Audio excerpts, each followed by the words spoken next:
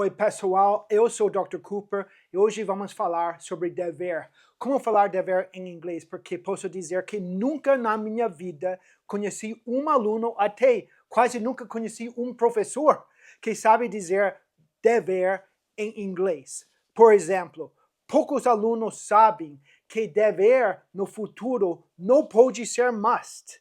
Não pode ser must. Nós não usamos must no futuro para dever.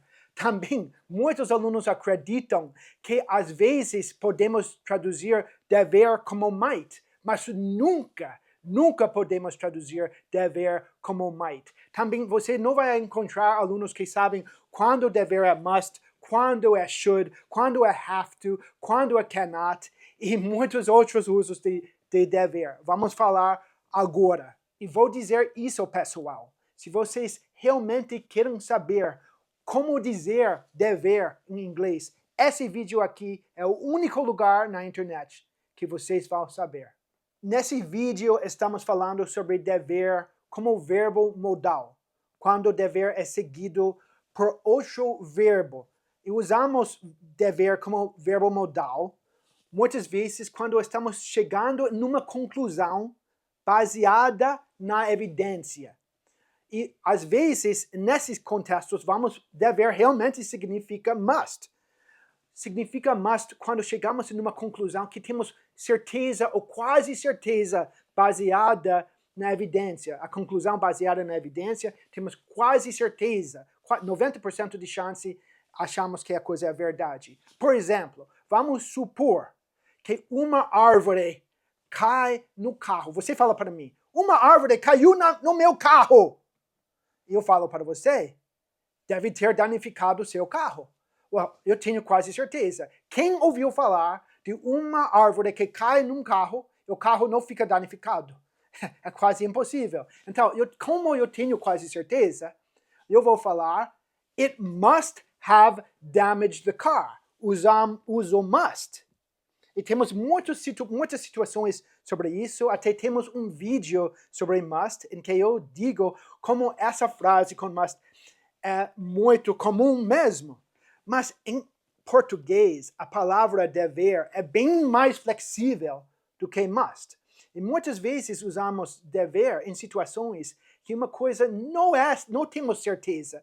Nós achamos é provável. Talvez tenha uma chance de 70% ou 75%. Nesses casos, não vamos usar must. Muitos alunos usam porque eles aprendem de uma maneira simplificada. Na verdade, dever com uma probabilidade é diferente. Por exemplo, vamos supor que um aluno entre em contato comigo depois de 7 anos e ele fala para mim, Dr. Cooper, você não deve lembrar de mim. Quando ele fala isso, ele não tem certeza absoluta que eu não lembro dele. Ele acha provável. Então, ele jamais vai falar, you must not remember me. Ele não tem essa certeza. Ele vai falar, probably. Sim. Quando estamos falando dever no sentido de probabilidade, não vamos falar must, vamos falar probably. You probably don't remember me. Perfeito, porque ele não tem certeza. Como eu disse, dever é bem flexível. Você pode falar uma frase e podemos traduzir com must ou probably, dependendo da sua perspectiva. Nós perdemos chaves, ok? Eu falo para a Cristina, onde estão minhas chaves? Porque sempre estou perdendo. Ela fala, devem estar no carro. Mas quando ela fala isso, ela não tem certeza absoluta, ela acha provável. Então, em inglês, isso seria, they're probably in the car. Mas, de outra forma, às vezes, ela tem certeza absoluta. Ela fala, they must be in the car, porque eu olhei na casa inteira, não achei. Eles devem estar no carro, ela tem quase certeza, they must be in the car. Tem bastante alunos que acreditam que nessas situações com dever dizendo probabilidade, eles podem dizer might. Esse erro é muito comum e é interessante, porque quase nunca, pessoal, encontro alunos que sabem como usar might. Você jamais pode usar might para significar dever, porque dever, quando você usa dever, pelo menos mostra uma probabilidade. É ou uma probabilidade ou uma certeza, mas might nunca é provável. Sempre é uma coisa menos que provável. Sempre mostra pouca certeza. Então, não é. Se você quiser saber como usar might, estude conosco, porque might é uma palavra muito importante. É uma grande lacuna no conhecimento dos alunos brasileiros que não sabem usar. Nós martelamos em nossa escola, porque é uma coisa básica que alunos têm que saber. Por enquanto, dever não é might. Em português, muitas vezes usamos dever para nos referirmos ao futuro, especialmente sobre probabilidade no futuro. Em inglês, é impossível usar must para referir ao futuro. E sabe de uma coisa? Eu nunca vejo ninguém ensinando isso. Por exemplo, falamos, segundo a previsão, deve chover amanhã. Como dizemos isso? Nós não podemos dizer it must rain tomorrow. É impossível, não pode ser dito. O que falamos? Nós falamos, according to the forecast, it should rain tomorrow. Quando usamos dever para referir ao futuro e falar o que é provável no futuro, usamos should. Agora, se temos certeza sobre o futuro, vamos falar will. Se nós sabemos com certeza uma coisa vai acontecer, vamos falar it will happen. Mas se nós achamos uma coisa é provável no futuro, e nós falamos, por exemplo, deve chover amanhã, achando que é provável, vamos falar it should rain tomorrow. Nós encontramos esse tipo de frase sempre. Por exemplo, no aeroporto, você escuta um anúncio. O voo deve pousar daqui a 1 hora. Estamos falando sobre o futuro, a probabilidade no futuro. Como nós diríamos? Só tem uma maneira. The flight should land in an hour. Você vai escutar isso sempre nos aeroportos no Reino Unido, nos Estados Unidos. Should land, porque é provável no futuro. O que você nunca vai escutar é the flight must land in an hour. Pessoal, vocês estão percebendo uma diferença nesse vídeo? Eu acho que sim. Se vocês assistem vários vídeos na internet, vocês provavelmente sabem que vídeos que eu faço são bem mais detalhados, que explicam coisas básicas. Você acha que dever é uma coisa complicada? É uma coisa complicada para ensinar. Você tem que saber o que você está fazendo para ensinar isso de uma maneira clara, mas é algo fundamental que vocês precisam. E nós não evitamos isso, nós queremos ensinar. E essa diferença entre nós e os outros vídeos também existe na diferença entre nossa escola e na maioria das escolas, porque a maioria das escolas também está tentando alcançar o mercado geral, que são pessoas que não querem se esforçar para aprender, então não vão aprender.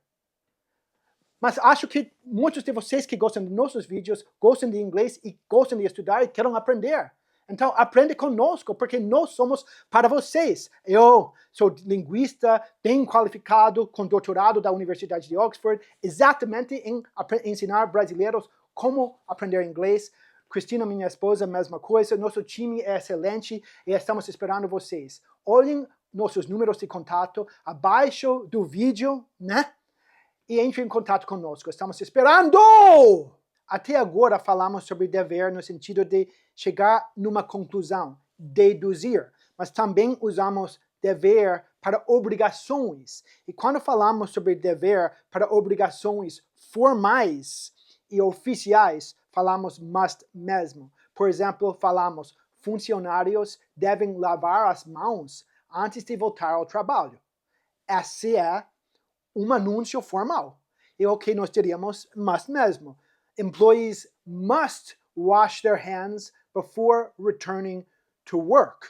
Outro exemplo desse tipo seria passageiros devem apertar os cintos de segurança. Também é um anúncio oficial, formal, e nós diríamos passengers must fasten their seatbelts. Esses contextos que eu falei são situações formais e oficiais, e para obrigação formal, oficial, usamos must. Mas muitas vezes falamos dever em situações particulares, informais do dia a dia. Nesses contextos, jamais usaríamos must. Vamos usar have to. Por exemplo, eu falo para meu amigo, eu devo estar no consultório do dentista às 2 horas em ponto.